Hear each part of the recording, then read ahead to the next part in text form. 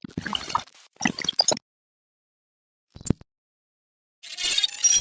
guys, welcome back to another episode with Explore by Adventure. In this episode we are going to go through on how to fit a beadlock rim. So we're fitting some beadlock rims up. What I've got are some KMC machetes to put on to pair up with my Mickey Thompson tyres. So just a couple of things I'll run through. So a lot of people don't understand what beadlocks are. And why beadlocks are actually off-road use only and why they're illegal to run on the road. Beadlocks essentially are a two-piece rim, which this is the ring and this here is the rim itself. Essentially what this is a ring with a whole heap of bolts around the side that places onto the rim like this, and the bead sits in between the rim and the ring. And what that means is you can actually lower your pressures down to 6 psi, for example, and your beads won't roll off the rim. If you did that on a standard rim, what essentially will happen is you'll lose too much pressure, and if you do a sharp turn, hit something, the pressure of whatever you hit will actually push the bead and it'll pop it off the rim because there's not enough pressure to keep the bead seated. So what this does is it eliminates that by gripping the bead in between this ring and the rim itself to stop it from rolling off the bead at low pressures. Beadlocks are used in off-road racing because they can run low pressures for rock crawling, all that sort of stuff, and the beads actually don't come off at all. It is a bit of a process to mount the tyres to this. It's not straightforward to just whip it onto a machine like this and put the two beads on. So I'm going to go through that and show you how it's actually done. It is very simple, you just got to know what you're doing. The reason that these are actually illegal to use on the road is because they've got too many moving parts. So for example, around the ring here, you've got all these bolts that actually hold the tyre into place. And what can happen is these bolts can snap. You can snap them, they can either snap in there, they can come out, they can come loose, they can rattle loose, all that sort of stuff. And what happens is when these come out, it actually releases the pressure of the tyre, goes to that part of the bead, and because there's nothing holding that bead in, they can blow out. So it actually has happened to me on a recent trip before where Kylie and I were cruising down the road and the ring let go because 4 or 5 of the nuts had snapped in the one spot. All the air rushed to it, bent the ring, and all the air came out. So it didn't come out really quick, like it blew out. We were doing probably like 80 k's an hour, it blew out, I heard a big bang, I slowed down and then started feeling that there was a flat tyre, so I pulled over, looked outside at the rim, and you could see there was a big warp in the rim. So 2/3 of the rim, maybe even 3/4 of the rim was still intact, and then the other quarter of the rim had bent because all the pressure had just come out of that part. So they say not to use beadlock rims on the road at all, and I'm not telling anyone to use them on the rim. Do use them at your own discretion. Like I said, they are illegal, so if you do get pulled over, it is a illegal modification to your car. If you do run them, they can defect you and they will actually put your car off the road right then and there because you can't run them on the road. So you only use these for off-road use only, for when you go four-wheel driving. If you're going to go out to the bush, stick your rims and your tyres on the back of the car, run around in your normal legal rims, and then just swip them over when you go off-road. These are big with people that are running traps and stuff like that because being biased by, you can actually let your tyres down to really low pressures as well. As I said, I am running the KMC Wheels. I've actually got 6 of them, 6 wheels, 6 tyres. These are a sponsored product from KMC and Wheel Pros themselves. So my previous beadlocks that I had run on the car, I had pulled them apart, and you can just really tell the difference in the manufacturing of the rims. Like, you hold this ring compared to the ring that I had on my previous wheels, and there was literally like half a kilo to 800 gram difference between the weights of each ring. Like, you can actually pick this one up compared to the other one and feel how much sturdy these ones are. In this KMC wheel as well, they actually do provide 4 more extra bolts compared to my previous ones around the ring, so that gives you a better seal and a better hold on the ring to the tyre itself.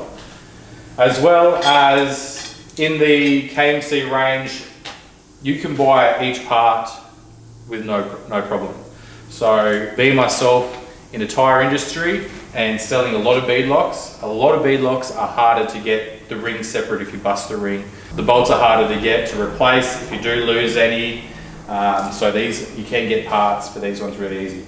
The KMC wheel as well, in this machete, they are a 1,600 kilo load rating, where most other wheels are only about a 1,500 or 1,400 load rating. So they do have a higher load rating per wheel. And another great thing about the KMC wheel as well, in the beadlock ring, they actually have a curling that comes around the ring, which is better than most other beadlocks that I've fitted before.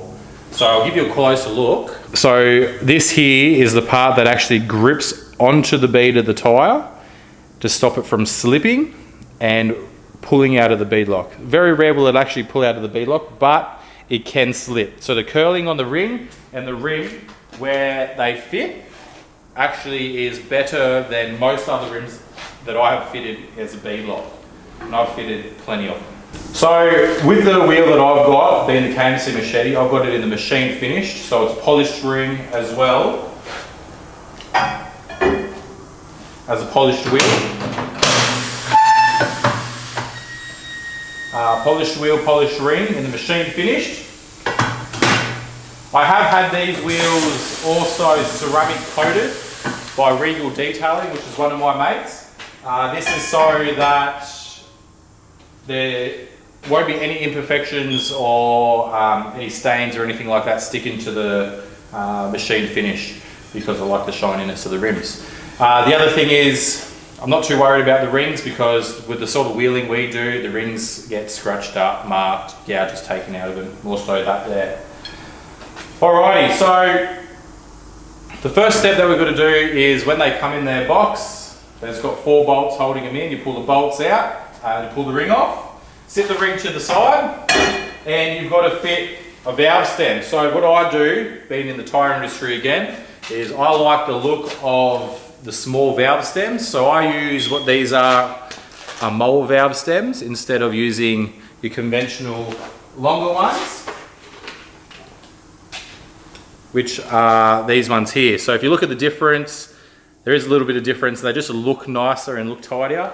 So if you ever get nice wheels fitted, ask for mole valve stems, because they fit in the same hole. It's just that they're a lot shorter, and they just look, I reckon they just look nicer. So I've actually got a special tool to pull the valves through. People do use pliers. You can just stick that through and get some pliers or some long nose pliers and just pull it through. But like I said, being in the tyre shop, I've got the actual tools. Put it in the hole, screw it on, and pull it through.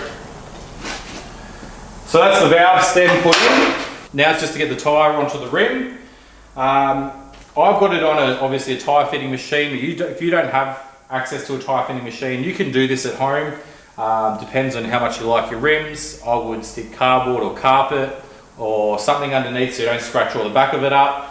And then you can just do it on the ground. I've got the access to the machine, so I've just got my clamps clamped in from the outside to hold my rim in place so it's not going anywhere. So let me get the tyre. Okay, so I've got my tyre to go on the rim. So the first speed to pop over this ring has to sit down the bottom here. You actually got to push it over. So some people will just put it on and just force it on. A bit of a tip to get it on is use a bit of lubrication, because it'll dry up anyways and it doesn't slip because of the beadlock itself. So you get a bit of soap, so we use a paste. You can use a paste, there's a gel out there, there's a wax. You can even use dishwashing detergent just to put it on there, just a bit of soapy water. And I lube the back bead of the tyre, so I'll just lube that up. And then you stick the tyre onto the rim, and then you force the rim over the ring. So I'll set it on, and I'll push it on.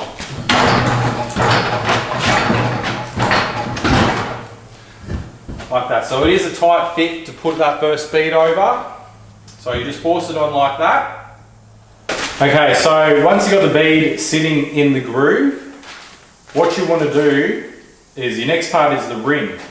But because they've been such a big tyre, you can balance them normal on a normal wheel balancer, which there's nothing wrong with that. But I don't like sticking weights on my rims and having things stuck all on the inside. So I actually use balance beads. So balance beads have been around for quite some time. They're really big in the trucks where your prime movers and all that sort of stuff just balance out your tyres.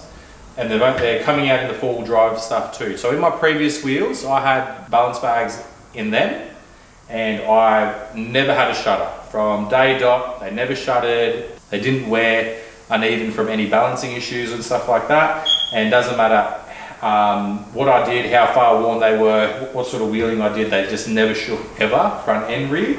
So I'm going to put them back in again because I've had such a good run out of them. The good thing about balance bead is they're always balancing the tyre no matter how much tread's left on the tyre. So usually when you put a brand new set of tyres on your car, when you get about halfway you rotate and you've got to rebalance them because there's obviously not as much tread on the wheel as there was before. So what the balance beads do is they actually just keep balancing the tyre for the life of the tyre. And when you go wheeling, you get mud in your rim, all that sort of stuff, it actually counteracts the mud, the rocks, all that sort of stuff that's caught into your rim, and they still keep balancing your tyre until you clean it. So what they essentially are, if I open the packet, you can get all different types, but I use the brand called Counteract. And what they are is a little bag, and then inside there's little glass beads in there.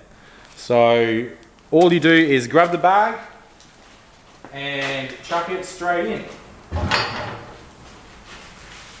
Like that, bag and all. Line the beads back up, so make sure you line the beads into the groove so it's centered, and you just leave it like that. So what happens is, for the first 100 Ks, the bag will split open and just slowly disintegrate to really nothing. Like, it'll still be in there when you pull the tyre off, but there won't be much of it because of the heat of the tyre and rolling around just kind of like disintegrates it a little bit. All the beads will go around in the tyre. I will mention that when you sit the second bead onto the ring, there is a little lip in the beadlock rim itself that it needs to sit on. I'll give you a quick look at that.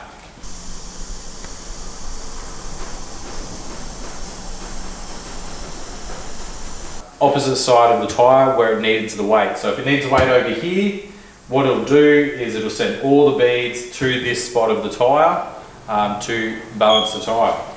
So next you grab the ring. I've got all the bolts on my ring, and I just line them up. Sit the ring on top in the holes, just like that. So what I usually do first up is I will hand tight screw all the bolts in so they are in the holes, and I'm not going to cross thread any. I'm trying to do them up, so I'll screw them all in so they're in there. Okay, so once you have the bolts all hand tight, what I do is I use a rattle gun. But I have this turned down onto its lowest setting, so it's on like a hand tight setting, so it won't actually do them up that much. It'll just get them down, and you just keep working around. So how you do them up, you've got to keep doing them into like a big star pattern. So you've got to go from there, to the left, to the right, and just keep doing that to each bolt, and they keeps going down. So you can't just sit a rattle gun there and just do each one up, because it won't sit even. So you need the ring to sit even and so it doesn't warp. And so what happens is it slowly pushes the bead down bit by bit. So I'll keep this on the hand tight setting. I'll get it in, go over here, this one, back over here. You just keep going around.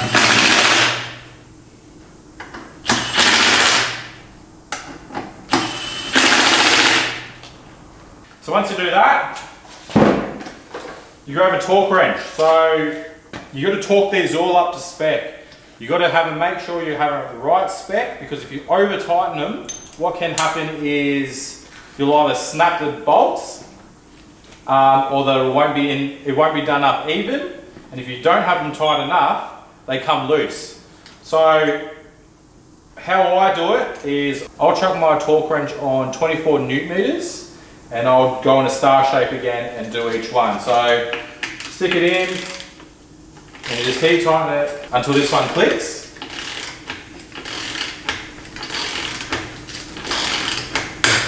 Like that, and I'll go over here. Alright, so that's 4 of them done at 24 Newton meters. So a quick way that I do it is then I'll usually just pull this off and run around, because they're all loose again, they're not tied up, they're not pushing against the ring. I'll usually run around each one and just hand tighten them all up onto the ring.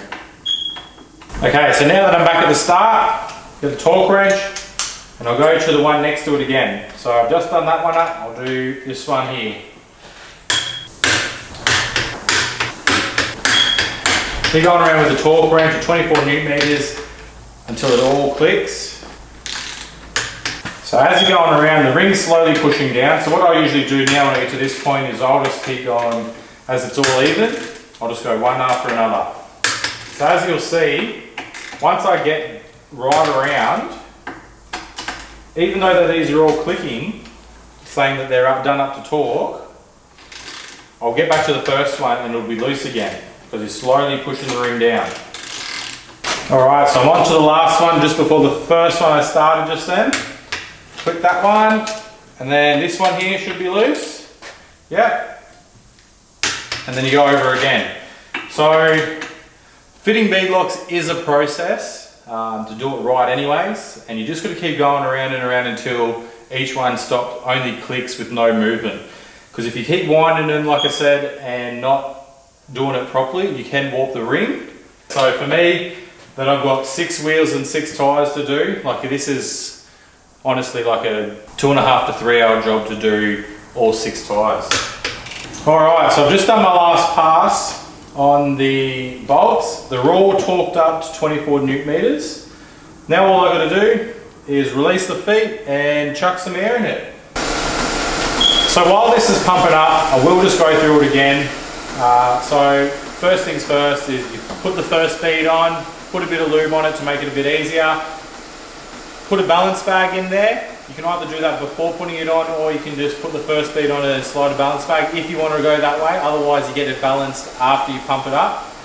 And then from there you go to sitting the bead into the rim properly. So make sure you sit it into its seat properly. And then you grab the ring and you sit the ring on there, put all the bolts in, line them all up. And like I said, hand tighten them all first so you actually get them into their holes and they don't cross thread by doing them up. You want to make sure the ring's on straight, and then like I said, you can use a rattle gun to start it off, quickly do them all up. Make sure you have it on the lowest settings because you don't want to be rattling away, and then if you're warping the ring, you can snap a bolt, you could do something that's not right. Like I said, these are dangerous on the road to use them as on-road use. You really should use these as an off-road use only. If you're going to use them on the road, use them at your own discretion. So if you do use them on the road, make sure you do them up to torque and to spec. Make sure everything's done right. You don't want them to fail on the road as well. So 24 Newton meters of torque, you do all the bolts up and you just keep going around until they don't torque up anymore. Past that, you don't want to be reefing on the torque wrench or anything, or even on a normal spanner or ratchet, because you want to make sure they're all up to torque. And then, yeah, pump them up. I'll put 40 pound of pressure in these because that's my running pressure for my setup. People want to run more, people want to run less. So that's what my go-to is. Once I pump this up, I'll do the other 5. And then we'll stick them on the car and see how it looks. I will add it in there as well. Like these are the KMC machetes. I want to say a big thanks to KMC Wheel Pros for providing me with these wheels. They are really good quality built. Like I said, I have handled a lot of beadlocks with other brands before, even my past ones. Like the quality of work that goes into these and just how they look, the design, especially how they can take more load. Like I said, they're a 1600 kilo load rating. The extra bolts, the knurling into the ring, all those grooves that I showed you earlier in the ring, just makes the KMC much better wheel. Like I said, there is the weight there as well. They are heavier wheels, so you can actually physically pick one up and feel how much heavier they are. They're not that much heavier, but they are heavier, so you can know that they're built better than the other brands out there. They are a highly recommended wheel. on my behalf. So yeah, let's stick them on the car and see how they look. I'll give you a look before I pop them on the car.